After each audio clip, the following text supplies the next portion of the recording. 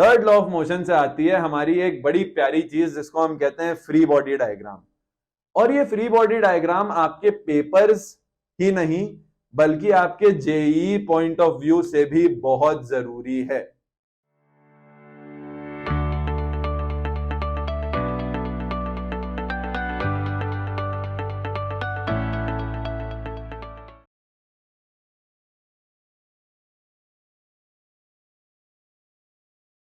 Hello everyone, I am Arnav Tyagi and I welcome you all to DDT's Echelon.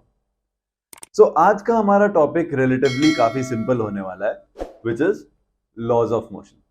तो आज के इस lecture में हम लोग ये जानेंगे कि न्यूटन ने वो 3 से ऐसे कौन से लॉ दिए जिससे हर तरीके का मोशन डिफाइन होता है, और साथ ही साथ उनके जो कुछ डेरिवेशनल एस्पेक्ट्स हैं उनको भी देखेंगे, मेनली हमारे सेकेंड लॉ ऑफ मोशन के साथ।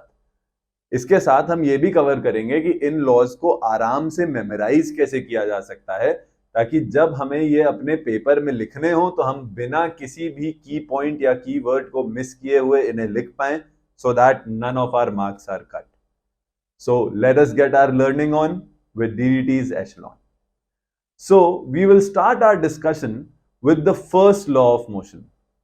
Now the first law of motion is also called the law of inertia. तो हमको इसी चीज से समझ जाना चाहिए कि इस लॉ में जो मेन चीज की बात हो रही है दैट इज इनर्शिया। तो अगर हम ये अच्छे से समझ लें कि इनर्शिया क्या होता है और ऑब्जेक्ट को कैसे अफेक्ट करता है, हमारे लिए ये लॉ याद करना भी काफी आसान हो जाता है। तो इनर्शिया बेसिकली एक टेंडेंसी होती है ऑब्जेक्ट की, due to which it will resist the change in its state of motion. Now when I say state of motion, I am talking about both rest and motion. यानी कि rest में है तो rest में ही रहेगा और motion में है तो मोशन में ही रहना चाहेगा, और in it's change in direction. तो अभी हमने इनर्शिया को 3 तरीके से देखा। हमने देखा कि रेस्ट, मोशन और डायरेक्शन, एंड यही हमारे 3 टाइप हो जाते हैं इनर्शिया के। कि पहला होता है हमारा इनर्शिया ऑफ रेस्ट, जो कि हमें कह रहा है कि if a body is at rest it tends to stay at rest, मतलब वो खुद से रेस्ट में ही रहना चाहता है। दूसरा हमारा होता है inertia of motion, that is that if a body is moving with some constant velocity, mind you no acceleration, it will keep on moving with that constant velocity. And तीसरा है इनर्शिया ऑफ डायरेक्शन। काफी simple है, नाम से ही समझ में आ रहा है that if a body is moving in some specific direction it will want to keep moving in that specific direction. तो अगर हम इन तीनों को मिला दें we get our first law of motion. तो इसका स्टेटमेंट देख लेते हैं जल्दी से। A body at rest, inertia of rest, tends to stay at rest और in its motion with a constant velocity, inertia of motion आ गया, along the same direction, inertia of direction भी आ गया, unless and until some external force is applied on it. तो एक बार बिना captions के let's see it. A body at rest tends to stay at rest or in its motion with a constant velocity in the same direction unless and until some external force is applied on it. बड़ा simple. ये law of motion का statement बहुत बड़ा हो रहा है, कोई दिक्कत नहीं है, हम उसको उसके कॉन्स्टिट्यूएंट्स में तोड़ लेंगे और फिर उसके हिसाब से हम याद कर लेंगे। तो लिखते वक्त भी आपको ये याद रखना है कि आपको इनर्शिया ऑफ रेस्ट की बात करनी है, इनर्शिया ऑफ मोशन की बात करनी है, इनर्शिया ऑफ डायरेक्शन की बात करनी है। और हमारा पहला law of motion which is also known as your law of inertia is complete. Now let's talk about the second law of motion. तो जैसे हमारा पहला law of motion law of inertia भी कहलाता है, वैसे ही हमारा second law of motion law of momentum भी कहलाता है।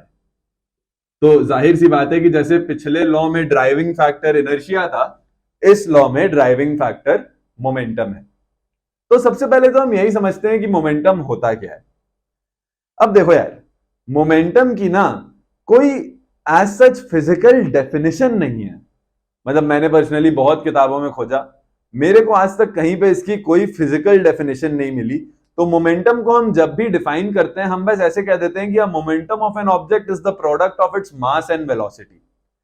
लेकिन थोड़ा सा इसको फिजिकली समझने की कोशिश करते हैं, क्योंकि वो हमें हमारे सेकंड लॉ को समझने में भी हेल्प करेगा।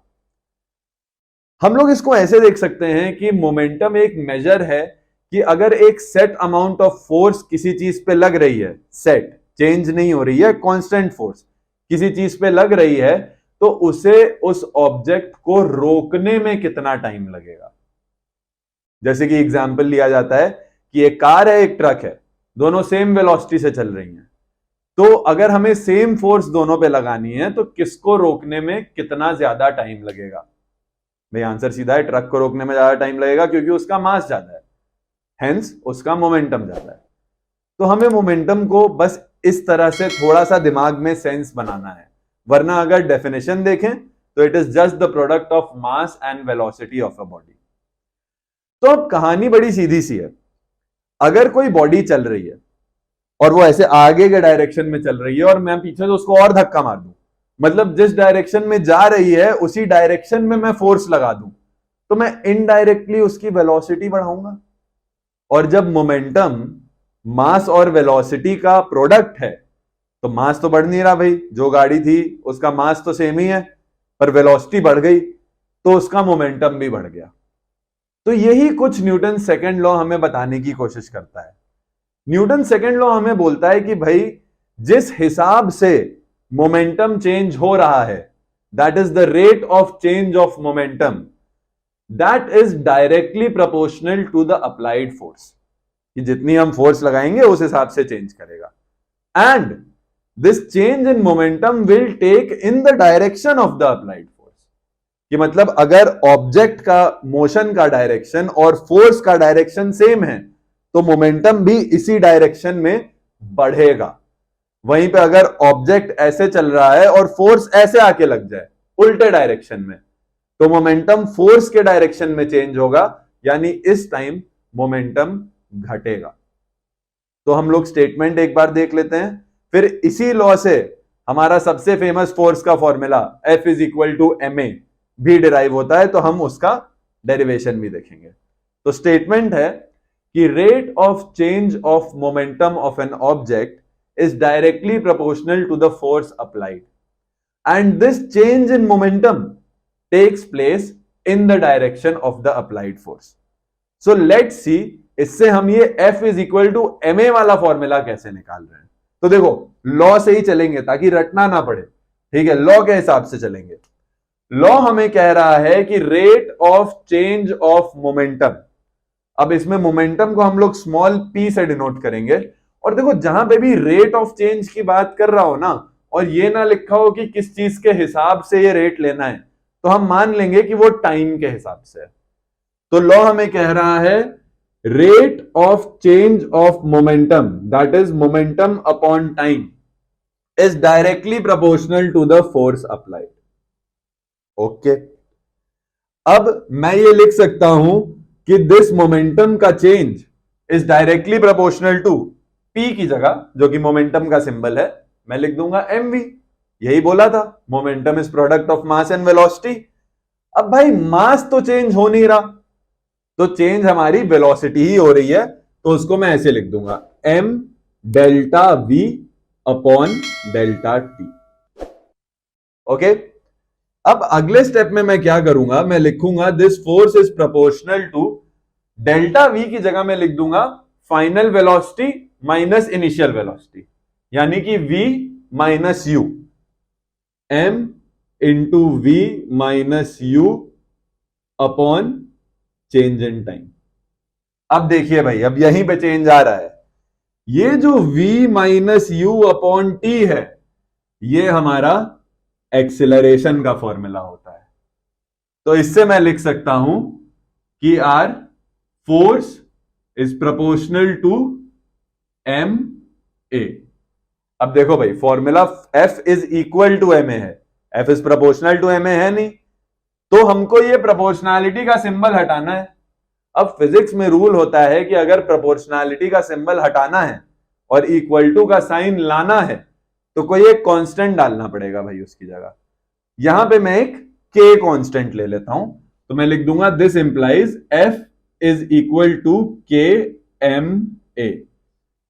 अब देखो इन कांस्टेंट्स की अलग अलग जगहों पे अलग अलग वैल्यू होती है, लेकिन यहां पे के की वैल्यू 1 होती है, तो ऐसे लिखेंगे हम here k is equal to 1, therefore f is equal to ma, और ये हमारा फॉर्मूला डिराइव हो गया। हमको हमेशा ये याद रखना है कि पेपर में जब भी हमसे सेकंड लॉ ऑफ मोशन पूछ रहा है, चाहे लिखा हुआ है चाहे नहीं लिखा हुआ है, ये छोटा सा डेरिवेशन हमको उसके साथ जरूर देना है। इस डेरिवेशन के बिना आपका आंसर इनकम्प्लीट है, कुछ ना कुछ नंबर जरूर कट जाएंगे अगर ये डेरिवेशन नहीं लिखा। और बहुत सीधा डेरिवेशन है, अगर आपको लॉ पता है तो आप उससे स्टार्टिंग पॉइंट भी निकाल लोगे, एंड उसके बाद तो it is like a domino effect कि एक के बाद एक बस चीजों को रिप्लेस करते हुए चले जाना है। तो ये हो गया हमारा सेकेंड लॉ ऑफ मोशन। अब आते हैं हम लोग सबके फेवरेट, सबसे प्यारे थर्ड लॉ ऑफ मोशन पे। तो देखो थर्ड लॉ ऑफ मोशन की कहानी तो हम सबको पता है, और हम हमेशा चाहते हैं कि एग्जाम में और कुछ ना पूछे, बस हमसे ये थर्ड लॉ ऑफ मोशन ही पूछ ले। तो थर्ड लॉ ऑफ मोशन कहता है to every action there is an equal and opposite reaction. लेकिन हमें यह चीज याद रखनी है कि ये एक्शन और रिएक्शन की जो चीजें हैं ये दो अलग अलग बॉडी पे लगती हैं, कि अगर मैं बोल्ट पे फोर्स लगाऊंगा तो बोल्ट मुझ पे फोर्स लगाएगा। ऐसा कभी नहीं होगा कि एक्शन और रिएक्शन जो ये दो फोर्सेस हैं ये दोनों एक ही ऑब्जेक्ट पे लग जाए। अब थर्ड लॉ ऑफ मोशन का स्टेटमेंट तो बड़ा सीधा सा है, लेकिन थर्ड लॉ ऑफ मोशन से आती है हमारी एक बड़ी प्यारी चीज जिसको हम कहते हैं फ्री बॉडी डायग्राम। और ये फ्री बॉडी डायग्राम आपके पेपर्स ही नहीं बल्कि आपके जेईई पॉइंट ऑफ व्यू से भी बहुत जरूरी है। तो आज की क्लास में इतना ही। अगर आप चाहते हैं कि हम लोग और ऐसे वीडियोस बनाएं या फिर फ्री बॉडी डायग्राम पे अलग से वीडियो बनाएं, so please do right it in the comment section. अगर कुछ भी अच्छा लगा हो तो लाइक करिए, कमेंट करिए, शेयर करिए and subscribe to our channel for more such informative content. This is Arnab Tyagi signing off. See you again.